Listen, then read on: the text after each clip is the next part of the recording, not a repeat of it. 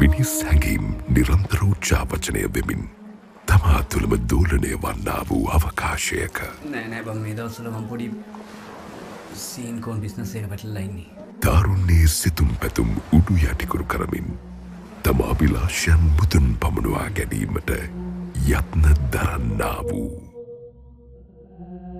ගයන් ෆර්නැන්ඩෝ සිනමා නිර්මාණයක්. ඔයාට කියන්න මං කෝල් කීයක් ගත්තද?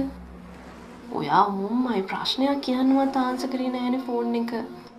වර්ධකාරීත්වය නම් වූ මනෝභාවය නිහඬකම තුළ හඬ නැගීමක් ඇති කිරීමට සමත් වූ Zoom ෆිල්ම් ප්‍රොඩක්ෂන් ඉදිරිපත් කිරීමක්.